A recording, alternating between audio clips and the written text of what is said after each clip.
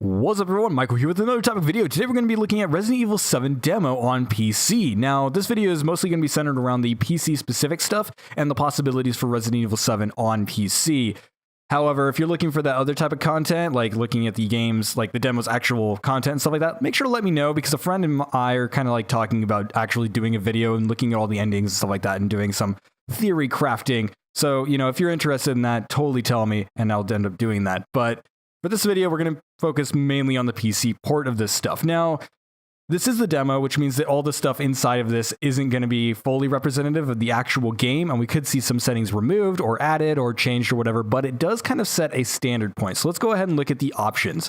Now, on PC, I do want to mention that my system is running it pretty damn well. In fact, it runs it completely flawless on any setting.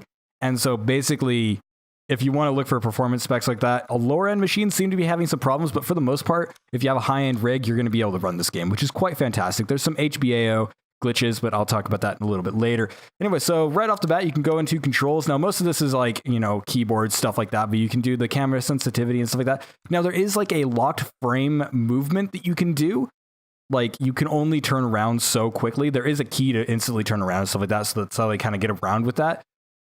But it is kind of annoying. It's just a gameplay tweak, and you get used to it when you're playing. Anyways, you can also rebind your keys and everything like that. You can actually double bind, but you have to use the keyboard. You can't use the mouse while you're in here, but you can use the keyboard to kind of navigate this as well. We'll go ahead and hit escape to exit out of that. And then there's also display options. So this is going to be like your kind of non-performance heavy stuff. This is all your kind of aesthetic thing. So you can change the amount of blood you get. You can change the phone icon and stuff like that. You can even change your reticule color, which is actually kind of interesting. I personally like it as white. And you only see it when you have like a gun or something that you can aim with. But for the most part, like, you can actually turn it on all the time as well. So always display or never display and stuff like that. So that's actually kind of cool. You can also change your display area if your HUD is too large and stuff like that, which is something that I wish more games had, because I like kind of syncing it in on certain games so that you can see things easier. This game, it doesn't really matter. Audio, basically the same. You also have a dynamic range, which is quite nice. So if you're on a TV, you'll want it small so that it doesn't like, things don't get too quiet or too loud. But I'm on headphones, so I have it on headphones and I have it on large. They also have virtual surround, which I have off for recording purposes. But this is actually really, really cool. It basically does that thing to where things sound like they're behind you, even though you're using speaker, and it's terrifying. Language support. Oh, shit. I accidentally exited out, which actually every time you exit the options screen, it goes black, which is kind of annoying, but it actually resets all your display stuff when you exit out. So that's not too big.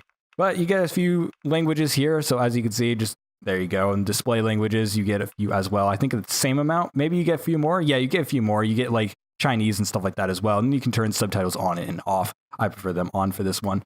Then you also get graphics. Now, this is where your performance stuff is going to come into play. Now, you get screen resolution. This is unlocked. I'm on 1920 right now, so that's what I got. You get refresh rate, which this doesn't make 100% sense, but you can set it to 50 or 59. I don't know why it does that. My monitor is 60 hertz, so I don't know why it shows that, but hey, that's what it's got. And this kind of, it seems redundant because there is a frame rate which you can turn to 30, 60, or variable. I don't know if variable will go above 60. It might be a 60 frame lock, but I'm stuck at 60 anyways, so I can't actually tell.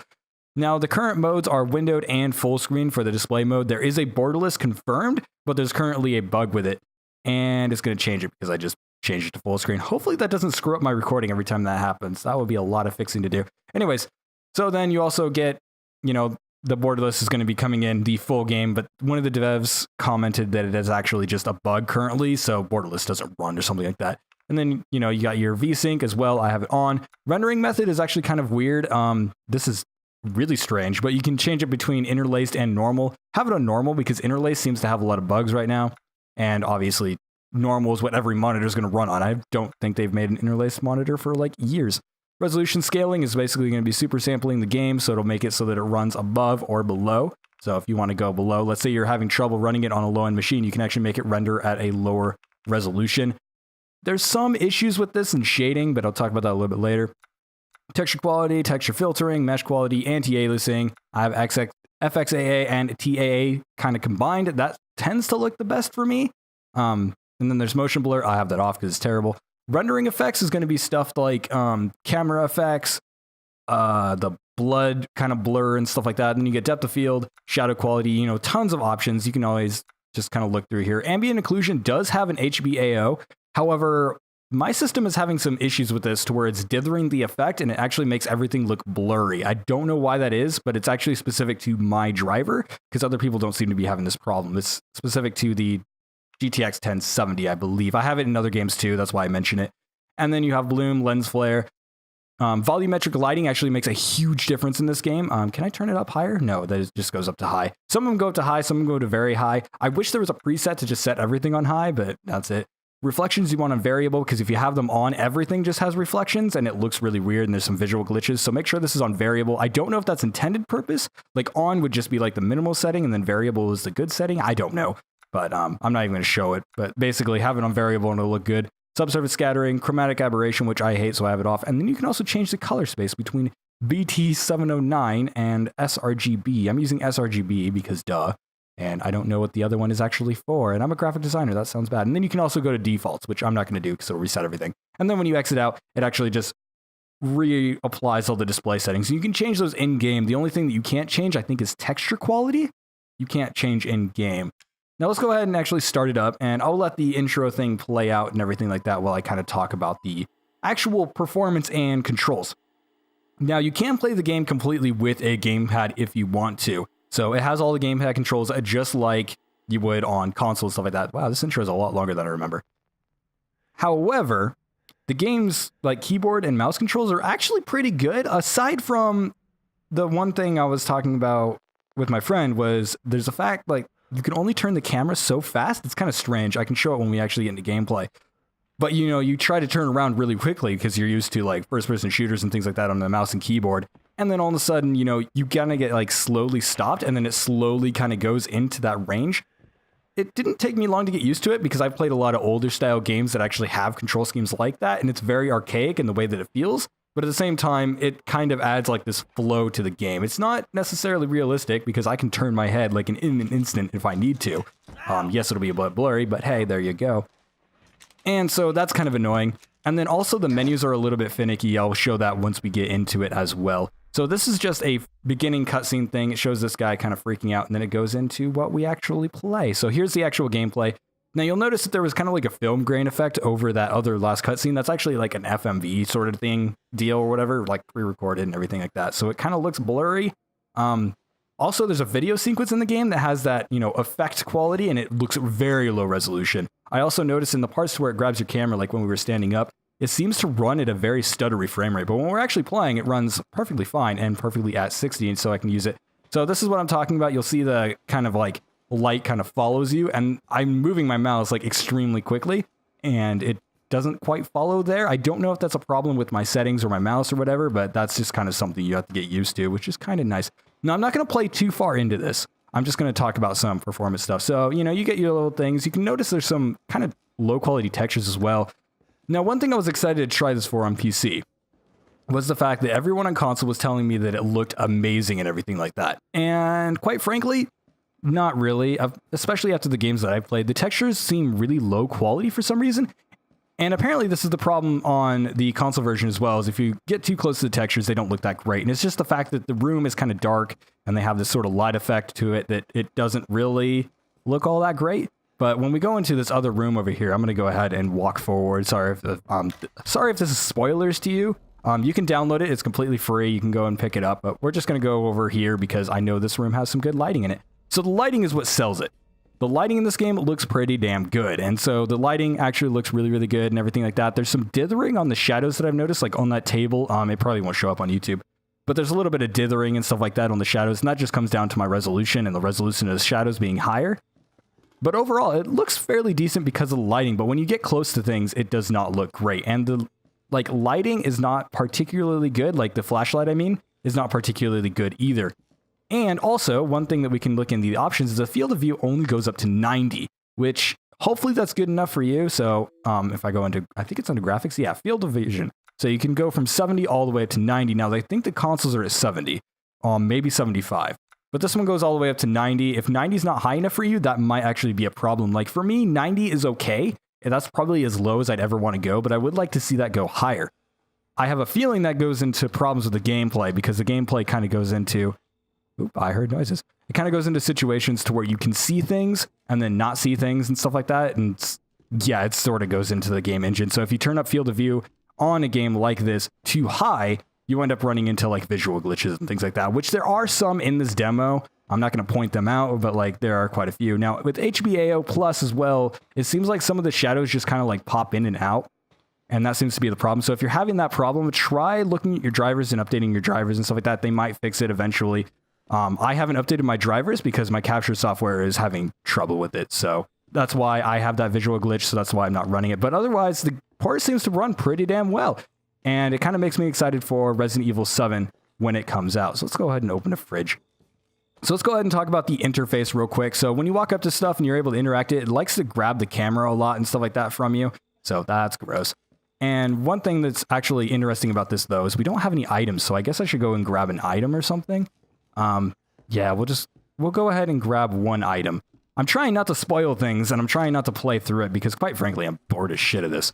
But let's go ahead and grab an item. Yeah, you're going to jump scare me. Okay, so now we're able to open our inventory. Now you can control every menu with both the mouse and the keyboard at the same time. So I can go over here, and then I can move it around. You can also select it into your slots.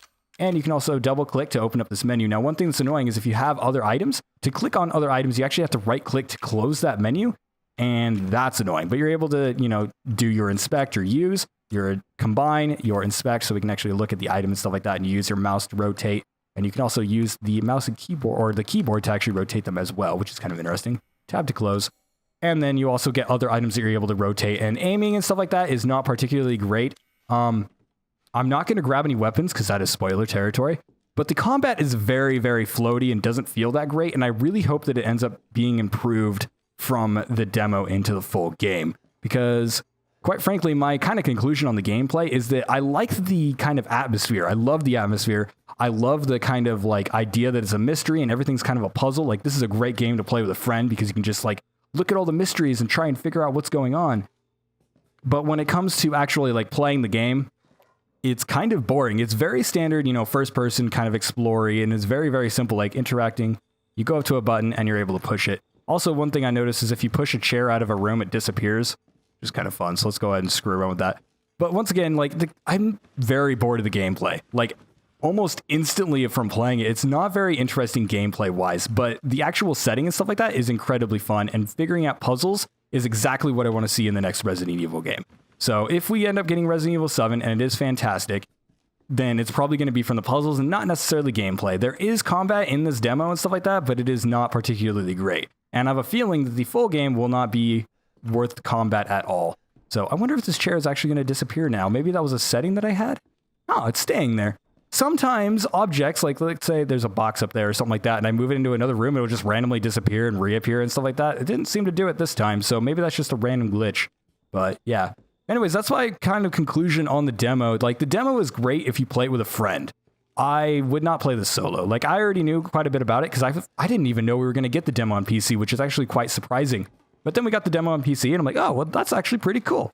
And so I decided to play it through with a friend and stuff like that, and we were actually going through theory crafting and stuff like that. Like, the mystery and the thoughts behind this game is what actually sells it for me.